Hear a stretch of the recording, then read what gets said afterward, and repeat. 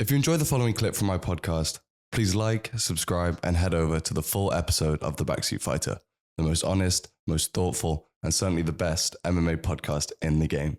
My name is Charles Binns. Thank you for watching. The discussion topic today is about boring fighters and the entertainment side of the UFC for the fans and, kind of the nuance that applies to that label. So I think there's an important part of this topic, which is we do have to admit that, the UFC is an entertainment corporation. So on the promotion itself, on Dana White, Hunter, Sean Shelby, all the guys in the matchmakers, team, they need to be the ones that are prioritizing the entertainment basis for the fans, right? So, with the UFC Sphere, that was a great thing to add all of those visuals in the background. I think that added a lot to it. UFC 300 ultimately delivered despite a bit of concern about the matchups placed on the card. And, I think the most recent example I can think of when we've seen a really quote unquote boring fight for the fans was when Mario Batista fought Jose Aldo. Most recently, the King of Rio. Many thought he won that fight just based on the criteria of damage, which, is listed as the most important in terms of judging criteria. But Mario Batista ends up getting the decision after controlling Jose Aldo on the fence. Now, Mario Batista, in his own right, was able to come out afterwards and say, you know what, I put him up against the fence. It's his job to get off, right? And, in a sense, that is true, because in a real environment, if Mario Batista wants to hold Jose Aldo, then nobody's going to come and help Jose Aldo, right? But you would kind of expect the referee to step in there when there is no advancement in position being made and they've already separated, right? So if you're separating them, the ref did separate them, you've established that, and they've gone straight back to that position, the separation needs to come quicker. Now, the referee, I'm sure, doesn't want to be too involved in the fight. The referee shouldn't really be trying to impact the result of the fight too much. But in that case, I do think it was justified. And I also think that Mario Batista is completely justified to come out and defend his actions in that fight. Now, what he can't do, and the reason I'm speaking about this is because I saw Henry Cejudo and him have a verbal confrontation very recently with Mario Batista, implying that they should fight each other, and Henry Cejudo saying, you've done nothing basically, and you're boring. This idea of a boring fighter, I think fighters maybe do have to think a little bit about, I'm sure they do think about rather their fight style and whether it is pleasing to the eye. I know some fighters are probably motivated by the fact that they want the highlights. I know Sean O'Malley's one of those people. I know Michael Chandler is probably one of those people as well who want to put on entertaining fights for the fans, and whether that means taking more damage than maybe is advisable, that's different, right? But I think what Mario Batista now has to do in terms of not getting that label is go out there and I'm not saying don't grapple, right? I think we all, especially as people who really are fans of the sport, we don't mind grappling. I actually really enjoy grappling exchanges and the intricacies of the ground game, but we don't necessarily want to see, as fans, want to say we, as journalists, it's not really up to me, but as fans, I say, the fans don't really want to see somebody just pressured against the fence over and over again. If, and this is an important if there isn't a sincere attempt to change a position or win the fight. And I'm not saying this needs to be every time this clinch on the fence happens and there's not a bunch of strikes or a bunch of takedown attempts happening at the same time that the ref needs to get involved. But what does happen is if, again, the ref has already established that position isn't being moved and has already separated the fighters. If Mario Batista returns to that position like he did against Jose Aldo, the ref needs to step in quicker and quicker and quicker, and maybe to the point where if it's happening too much, kind of just get in there straight away. But I think oftentimes the boring fighter tag is kind of applied too loosely and applied too quickly. You have to understand what these fighters are fighting for, especially if they're in a winning position and they found a way to win the fight. These fighters lose half of their purse, half of their fight money if they don't get the W. And, after all the sacrifices that they go through, the 12-week training camp, the personal sacrifices, the dieting, not being able to spend time with loved ones, all of these things that we love to talk about on this show because I think it's really important to keep highlighting them. if they see an opportunity to get double their money, basically, and be able to pay their coaches who have helped them, to help pay their nutritionists if they have one, to help pay for all the recovery that if they're doing their career correctly, it requires a lot of money and time. And, they need to be able to pay all of the things after tax as well, which a lot of people don't think about. Now, that's why it's so important when these fighters also are incentivized to get performance of the night bonuses, to get fight of the night bonuses, which I think the UFC has put in to kind of encourage a more entertaining style of fighting. But at the end of the day, a fighter's job is to get in there and just purely win the fight, especially considering the payment structure of the UFC for its fighters.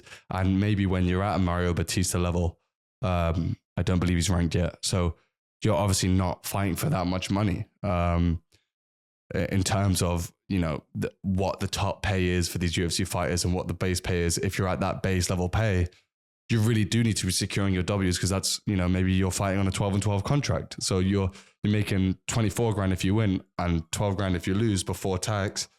So, but that's, again, I think, it can go a long way if Mario Batista is able to, to do more in that position, or any fighter is able to go for a finish. I think a lot of people love fighters who don't necessarily win. And I think that's a difference in MMA compared to maybe boxing. I think for a long time, boxing, for example, you had to be an undefeated fighter. You had to have, 34 wins, all by knockout, and 0 defeats, In MMA and the UFC, it's not like that. The fans don't see losses as career-ending, career-killing things. And you look at somebody like Charles Oliveira, he's lost a couple of times. He's lost to, obviously, Islam Makhachev. I mean, in his career, he's lost quite a few times, but, since he became this new Charles Oliveira, new Charles de Bronx Oliveira, his ability to put on entertaining fights is not just about the victory. So obviously he's come back from these wars, where he got dropped by Justin Gaethje, he got dropped by Dustin Poirier, I believe, and he got dropped by Michael Chandler when he won the title in that fight. And in that 3-fight period, it looked like he could lose any of those fights and comes out on top in the end after a war, right? And I think even despite the losses to Islam Makhachev, and obviously he won against Beneil Dariush, but then the loss to Arman Sarukian, Charles Oliveira hasn't lost any fanfare. Charles Oliveira is still one of the most exciting fights in the UFC. People want to see him fight, and I'm sure the UFC is rewarding him financially for that. Plus, he's going to probably get, performance of the night bonus or fight of the night bonus. So this is a guy that, kind of represents what it means to be an entertaining fighter. And you can't expect all fighters to fight like that. Not all fighters want to be in wars. Not all fighters, I shouldn't say that. These, I'm going to check myself, and this is the point of the show, is I'm making too many generalizations and I'm being a bit sensationalist, and I apologize for that. But I do believe that not all fighters can fight like Charles Oliveira, and that's what makes Charles Oliveira so special. And that doesn't mean, even Mario Batista in his own right isn't special. I just think that sometimes marketing for these fighters isn't just about how we often harp on about they need to be more expressive or better at marketing themselves off camera in the post-fight interviews and social media. It's not just about that. It's also about the performances inside the cage. I think maybe what Sean Strickland might be running into at the moment is a good example, is somebody who, like it or not, makes noise, makes waves outside of the octagon based on his controversial opinions on Twitter and things like that. And he has a loud personality, right? And that's done a lot of things for him in his career. And obviously he's a skilled fighter. He's one of the best middleweights in the world, was champion, beat Israel Adesanya, and obviously went to a very, very close decision with the current champ DDP to lose his belt. But he's probably a fighter now where people are thinking, you've got such a big personality, we need to see the finishes inside the cage, or we need to see that. And, I think his team has even said that when he's sparring, because he spars so much, he can switch it up and he can be a lot more of an aggressive fighter, and he can do the takedowns and he can ground a pound and finish guys and knock guys out and throw punches with meaner intention. But when it comes to the fight, he's a bit more strategic. He's looking to land the shots a bit more precisely, use his pressure more, and stay safe from the defensive side of things. But I think that probably is a good thing, that it sometimes can be a healthy pressure in terms of Mario Batista. I think he can take that next jump, and as long as the fans are saying it or journalists are saying it from a positive place where we want Mario Batista to fulfill his potential, for the fans to be on his side in terms of, based on his performances, making sure that, his performances are good enough or entertaining enough in victories too. You're not saying now just go in there, scrap it out and just, flip a coin to see if you get the victory. I don't think anybody with a brain would be saying that, or anyone, rational would be saying that.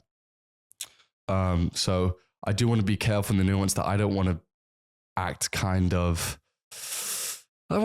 selfish as a spectator of the sport, that I'm expecting these fighters to go in and take years of their life and lose blood just for our enjoyment in terms of that kind of animalistic entertainment factor of fighting.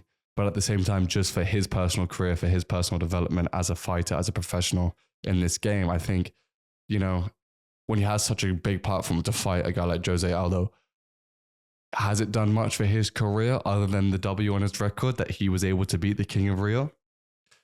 I don't know. And I think that's a hard decision that I think fighters have to make. And I'm, with these interviews that I'm going to have with fighters, I would love to ask them about that. What is the pressure to get finishes? How does that affect your strategy for performances or strategy for fights?